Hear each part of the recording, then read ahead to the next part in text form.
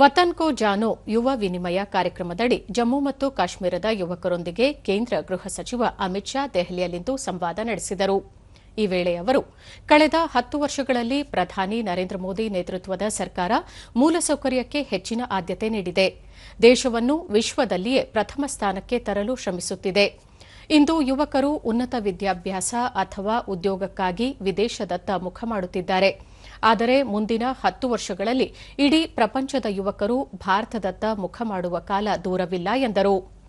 ಜಮ್ಮು ಕಾಶ್ಮೀರದ ಪ್ರತಿಯೊಬ್ಬ ಮಕ್ಕಳು ಶಿಕ್ಷಣ ಪಡೆಯಬೇಕು, ಅವರಿಗೂ ಉನ್ನತ ಶಿಕ್ಷಣ ದೊರೆಯಬೇಕು, ಮಾರಕಾಸ್ತ್ರಗಳ ಬದಲು ಅವರ ಕೈಯಲ್ಲಿ ಪುಸ್ತಕ ಇರಬೇಕು ಎನ್ನುವ ನಿಟ್ಟಿನಲ್ಲಿ ಪ್ರಧಾನಿ ನರೇಂದ್ರ ಮೋದಿ ಅವರು ಹಲವು ಕಾರ್ಯಕ್ರಮಗಳನ್ನು ರೂಪಿಸಿದ್ದಾರೆ.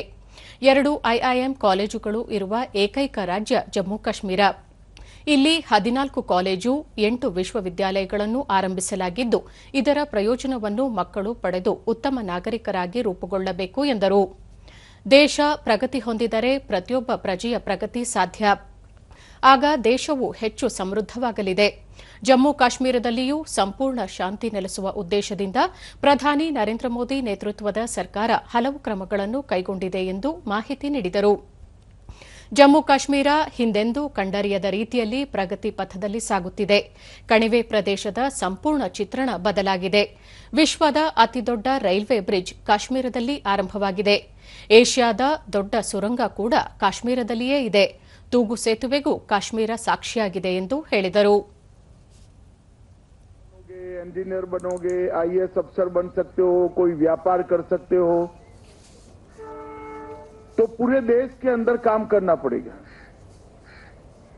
तो पूरे देश में काम करना है, पूरे देश के अंदर जीना है और ये देश ही हमारा घर है. तो फिर पूरे देश को जानना चाहिए या नहीं जानना चाहिए भाई? अरे जोर से बोलो बच्चों, जानना चाहिए या नहीं जानना चाहिए? तो इसीलिए भारत सरकार ने वतन को जानो कार्यक्रम बनाया है.